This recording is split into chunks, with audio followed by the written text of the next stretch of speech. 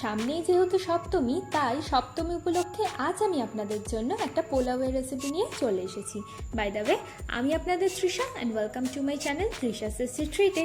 আর আজকে আমি বানাচ্ছি খুব সহজে কাশ্মীরি পোলাও। তাহলে চলুন শুরু করা যাক। এই কাশ্মীরি পোলাও বানানোর জন্য প্রথমেই বলে দিয়ে দিচ্ছি 700 গ্রাম মতো বাসমতি চাল। এবার এর মধ্যে আমি জল দিয়ে ভালো করে 2 থেকে 3 বার জল পাল্টে পাল্টে চালটাকে আমি ধুয়ে নেব।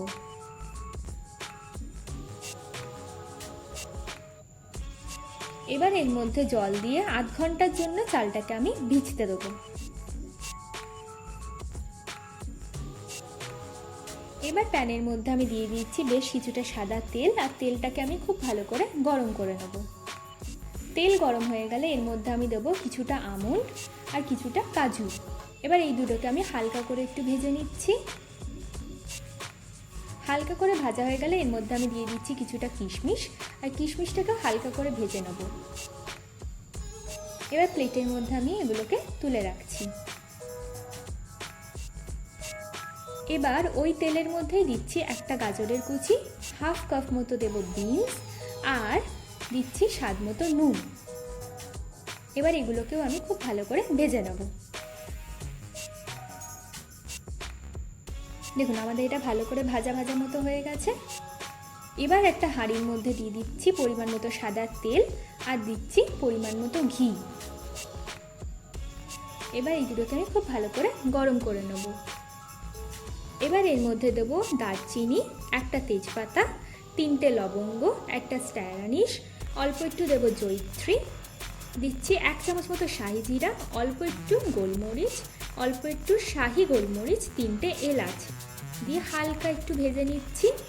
এবার এর মধ্যে দিয়ে দেবো 2টো পেঁয়াজের কুচি, আর পেঁয়াজটাকেও আমরা হালকা লাল লাল করে ভেজে নেব।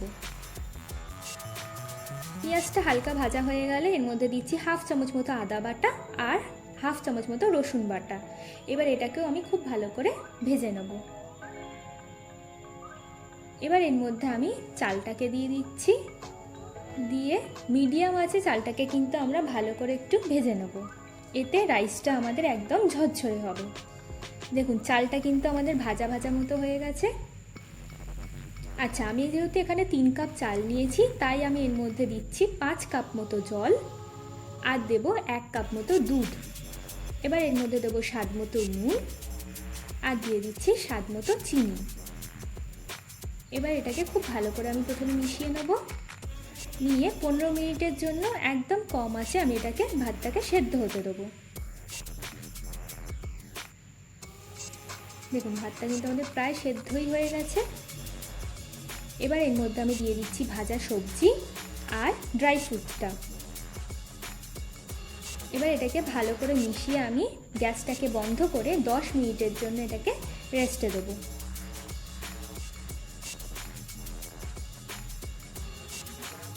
দেখুন 10 মিনিট হয়ে গেছে। এবার এর মধ্যে কুচনো আপেল আর বেদানা দিয়ে দিচ্ছি, দিয়ে ভালো করে মিশিয়ে নিলেই কিন্তু আমাদের কাশ্মীরি পোলাও একদম রেডি। চলুন এবার এটাকে আমরা সার্ভ করে নিই। আমার ভিডিওটি যদি আপনাদের ভালো লেগে থাকে তাহলে প্লিজ একটি লাইক করবেন, প্রচুর শেয়ার করবেন, আর আরও ভিডিও পেতে আমার চ্যানেলটিকে সাবস্ক্রাইব করবেন।